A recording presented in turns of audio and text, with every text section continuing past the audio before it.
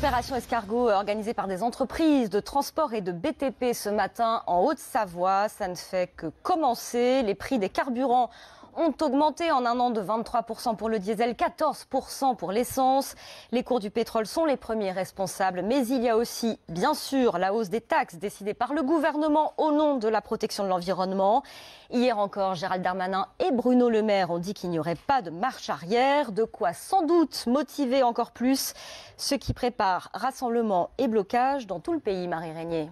Oui, sur Facebook, il existe plus d'une centaine de groupes qui appellent à bloquer les routes le 17 novembre. Quasiment tous les départements sont concernés et tous les types de territoires, les zones rurales, les villes moyennes, les grandes agglomérations. Et ces blocages promettent d'avoir beaucoup de succès. La page Facebook appelant au blocage du périphérique parisien rassemble déjà à elle seule plus de 40 000 participants, plus de 5 000 pour le blocage à Clermont-Ferrand. Toutes ces initiatives ont été lancées sur le réseau social par de simples citoyens, comme ils se présentent. Et même si des partis politiques comme le Rassemblement national ou Debout la France appellent à rallier le mouvement, la grande majorité des organisateurs se veulent apolitiques. On ne veut être récupéré par aucun parti ni aucun syndicat, précise l'organisateur du blocage parisien. Tout le monde est le bienvenu, ajoute-t-il, mais en tant que simple citoyen.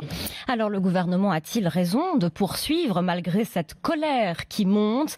Ça n'est clairement pas sans risque pour le politologue Bruno Cotresse. Je ne crois pas que ce soit une posture très bonne pour le gouvernement. Il y a quelque chose qui se passe dans l'opinion depuis plusieurs semaines sur la thématique générale du pouvoir d'achat.